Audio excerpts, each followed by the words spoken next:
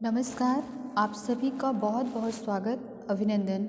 आज हम राजनीति शास्त्र के अंतर्गत राष्ट्रपति को पढ़ेंगे और चीज़ों को अच्छे से समझेंगे।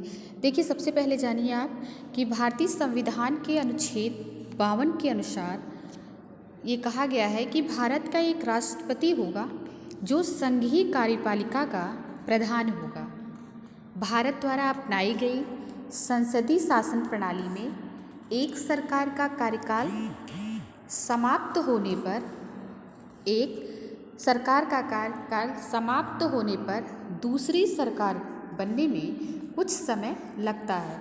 इस अंतराल के लिए कार्यपालिका को संवैधानिक प्रधान के रूप में राष्ट्रपति का पद अनिवार्य है। इस प्रकार राष्ट्रपति हमारे देश की शासन व्यवस्था का एक अनिवार्य अंग भी है। संघीय सरकार के समस्त कार्य राष्ट्रपति के नाम से ही संपादित होते हैं। वास्तव में वह देश के शासन का संचालन नहीं करता। उसे जो संघ की कार्यपालिका शक्तियाँ प्राप्त हैं, व्यवहार में उनका प्रयोग संघीय मंत्रिपरिषद ही करती है। इसलिए संविधान में कहा गया है कि संघ की समस्त कार्यपालिका शक्ति राष्ट्रपति में निहित होती है। वह इन शक्तियों या परामर्श देने के लिए इन शक्तियों का उपयोग स्वयं अथवा अन्य अधीनस्थ पदाधिकारी द्वारा करता है।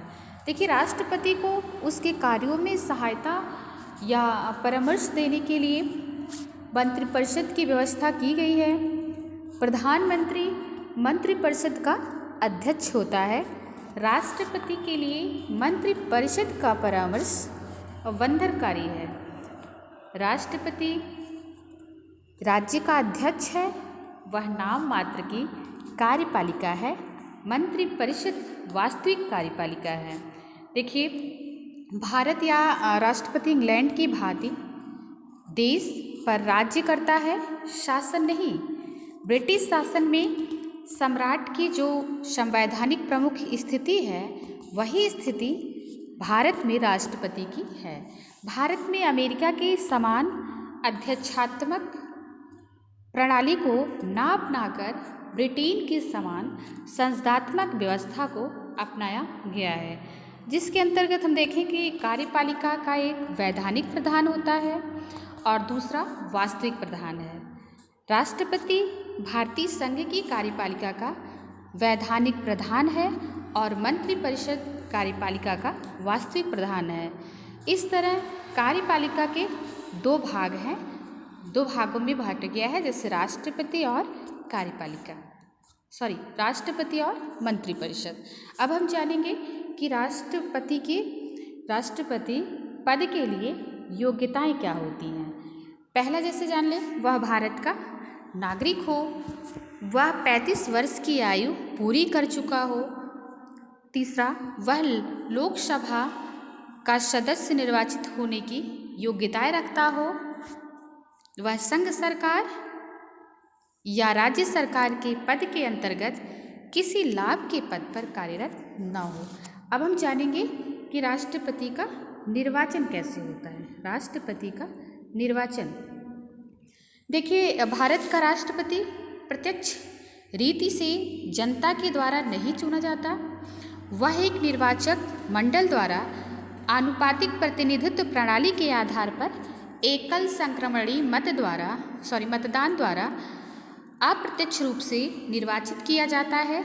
राष्ट्रपति का निर्वाचन इस एकल संक्रमणीय मतदान द्वारा अप्रत्यक्ष रूप से निर्वाचित किया जाता है। राष्ट्रपति का निर्वाचन जिस निर्वाचक मंडल द्वारा होता है, उसमें संसद के दोनों सदनों के निर्वाचित सदस्य तथा राज्यों की विधानसभाओं के निर्वाचित सदस्य सम्मिलित होते हैं।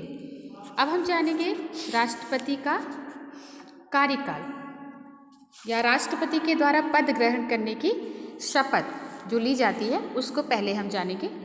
देखिए, राष्ट्रपति के पद ग्रहण करने के लिए जो शपथ ली जाती है उसमें कुछ चीज़ें हम आपको बताने की कोशिश करेंगे, जिससे आप उस चीज़ों को अच्छे से समझ लें और चीज़ों को अच्छे से जान भी लें। ठीक है, देखिए, राष्ट्रपति को अपना पद ग्रहण करने से पूर्व सर्वोच्च न्यायालय के मुख्य न्यायाधीश के समक्ष शपथ लेनी होती है और उस पर हस्ताक्षर करने होते हैं जो निम्न बातें होती हैं। जैसे वह शपथ में एक शपथ लेते हैं कि मैं अमूक ईश्वर की शपथ लेता हूँ, सत्यनिष्ठा से प्रतिज्ञा करता हूँ कि मैं श्रद्धापूर्वक भारत के राष्ट्रपति पद का कर्तव्य पालन करूँगा तथा अपनी पूरी योग्यता से संविधान और विधि पालन, संरक्षण और प्रतिरक्षण करूँगा और मैं भारत की जनता की सेवा और कल्याण में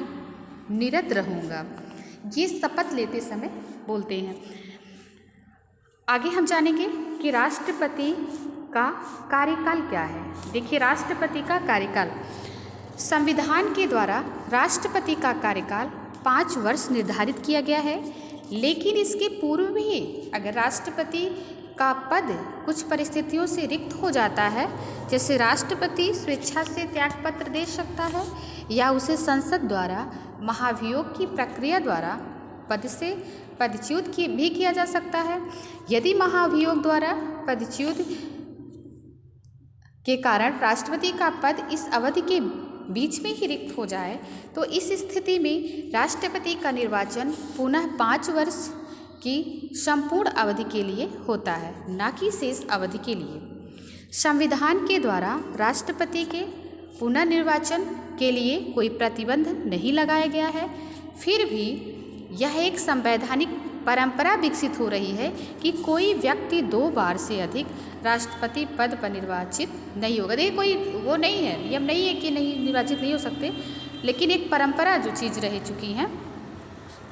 अब हम जानेंगे कि राष्ट्रपति की स्थानापन्न अवस्था क्या थी। देखिए, राष्ट्रपति की स्थापनापन्न व्यवस्था में राष्ट्रपति का पद रिक्त होने की स्थिति में उपराष्ट्रपति राष्ट्रपति के पद पर कार्य करता है। यदि किसी कारणवश उपराष्ट्रपति का पद भी रिक्त हो तो सर्वोच्च न्यायालय का मुख्य न्यायाधीश राष्ट्रपति का कार्य करता है और मुख्य न्यायाधीश के उपलब्ध न होने की स्थिति में सर्वोच्च न्यायालय का उपलब्ध वरिष्ठतम न्यायाधीश राष्ट्रपति के पद के कार्यों का संपादन करता है।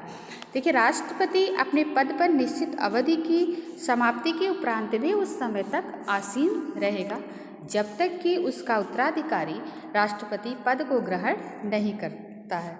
मृत्यु, त्यागपत्र या महाभियोग स्वीकृति होने से राष्ट्रपति का पद रिक्त होने पर यथासंभव 6 माह के अंदर नया निर्वाचन हो जाना चाहिए। निर्वाचन तक भारत का उपराष्ट्रपति उसके पद पर कार्य करेगा। अब हम जानेंगे राष्ट्रपति को उसके पद से हटाया जाना या फिर महाभियोग, मतलब उसके पद से कैसे हटाया जा सकता है। देखिए, यदि राष्ट्रपति संविधान का उल्लंघन करता है तो भारतीय संविधान के अनुच्छेद 61 की व्यवस्था के अनुसार उस पर महाभियोग लगाकर उसे उसके पद से हटाया जा सकता है।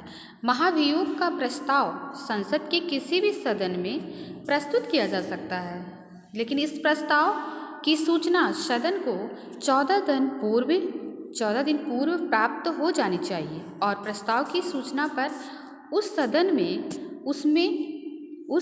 उसमें वह प्रस्तावित किया गया है सदस्यों की कुल संख्या के कम से कम 2/3 बहुमत से पारित हो जाता है तो उसे दूसरे सदन में जांच हेतु भेज दिया जाता है। द्वितीय सदन इस प्रस्ताव की जांच स्वयं अथवा किसी समिति द्वारा करता है। जांच के समय राष्ट्रपति को द्वितीय सदन में स्वयं अपने किसी प्रतिनिधि द्वारा अपना स्पष्टीकरण देने का पूरा अधिकार है। जांच के समय द्वितीय सदन भी प्रथम सदन की भांति कुछ सदस्यों की 2/3 बहुमत से महाभियोग के प्रस्ताव को स्वीकार कर लेता है तो राष्ट्रपति पर महाभियोग सिद्ध समझा जाता है और उसी दिन से राष्ट्रपति को अपना पद त्यागना पड़ता है। भारत में राष्ट्र संविधान लागू होने से अब तक एक भी ऐसा अवसर नहीं आया है जबकि राष्ट्रपति पर महाभियोग चलाया गया हो। देखिए, अब हम जानेंगे कि वर्तमान समय में हमारे राष्ट्रपति का क्या नाम है। तो श्री रामनाथ कोविंद, जो 25 जुलाई 2017 से अब तक आसीन हैं। आप अच्छे से चीज़ों को देख लीजिएगा। अब तक जितने भी राष्ट्रपति चुने गए हैं उनका कार्यकाल कब से कब तक रहा है, ये सारी चीज़ आपको दिया जा रहा है। इसको अच्छे से आप समझ लीजिएगा, पढ़ लीजिएगा। आज के दिन बस इतना ही, फिर नेक्स्ट क्लास में। धन्यवाद।